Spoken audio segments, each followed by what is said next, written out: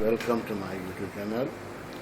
Today's topic is Facts and Life of Hazrat Lut al-Islam.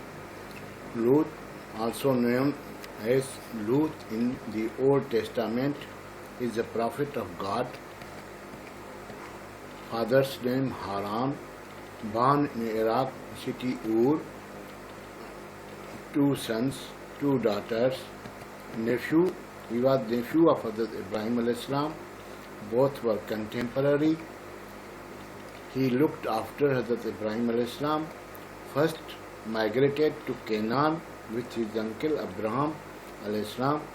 Prophethood in Egypt, mentioned in 9 surahs of the Holy Quran. Bani name is a Palestinian town located south of Hebron, between the West Bank and Jordan.